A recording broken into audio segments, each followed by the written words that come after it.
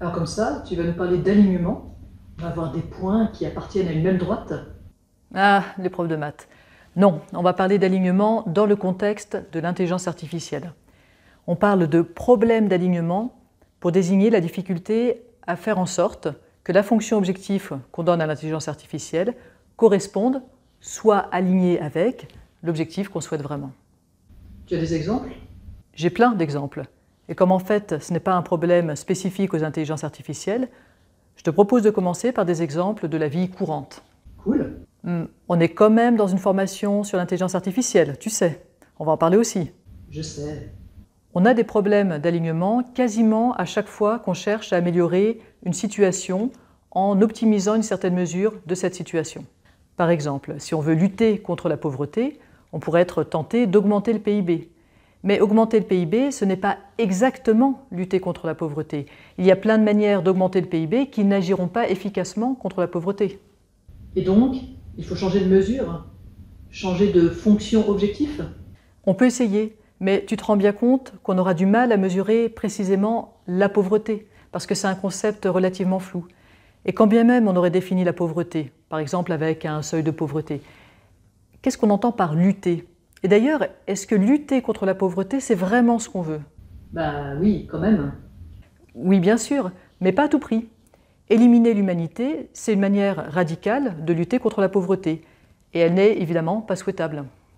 Évidemment. Et donc, où tu veux en venir? Ce que ça montre, c'est que c'est très difficile d'expliciter un bon objectif qui tienne compte de tout. Et encore plus si on souhaite qu'il soit mesurable. Je te propose un autre exemple, un peu méta. Via la sélection naturelle, les comportements qui sont favorables à la survie et à la reproduction sont récompensés par du plaisir. Manger, socialiser, jouer sont des comportements utiles et donc plaisants. D'une certaine manière, on a une fonction objective qui est le plaisir. Mais on a plein de manières d'augmenter notre plaisir qui ne sont pas favorables à la survie et à la reproduction. Les drogues ou autres addictions vont directement créer du plaisir sans être bénéfiques. On court-circuite l'objectif réel, la survie de l'espèce, pour optimiser l'objectif codé, le plaisir. On a encore une fonction objectif mal alignée et des contournements possibles. Ok, je vois. Et tu aurais un autre exemple concret qui parle au prof? Les notes. Les notes nous permettent d'avoir un retour, pour nous et pour les élèves, sur une forme de réussite. On aimerait pouvoir mesurer la compréhension d'un sujet, la capacité à appliquer ce qui est compris, mais aussi la curiosité, l'attitude face à la difficulté, la capacité à profiter de ses erreurs, etc. Évidemment, la note ne mesure pas tout ça. Et les élèves, si leur objectif c'est d'optimiser leurs notes, trouveront des stratégies qui souvent n'impliquent pas toutes ces qualités qu'on attend d'eux. La note est un proxy. Elle ne mesure pas vraiment si nos objectifs sont atteints. Et tu vas me dire que changer la manière d'évaluer ne pourra pas résoudre le problème parce que nos objectifs sont trop difficiles à définir et à mesurer. Ils ne peuvent pas être représentés par des choses mesurables. Exactement. Ça semble impossible de trouver un système de récompense qui soit aligné avec ce qu'on veut vraiment. C'est même pire. Dès qu'une mesure devient un objectif, elle cesse d'être une bonne mesure. C'est ce qu'on appelle la loi de Campbell. Mais du coup, des problèmes d'alignement, il y en a partout? Partout. D'ailleurs, je te propose de t'amuser à en trouver. Et pour terminer, je te propose 2 derniers exemples mignons et plus légers. Une chercheuse en IA raconte que sa fille de 5 ans a renversé ses céréales par terre. Alors la fille a pris l'initiative de prendre une balayette et de ramasser les céréales.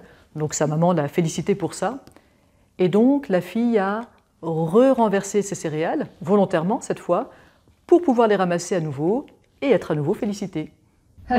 Et le deuxième exemple?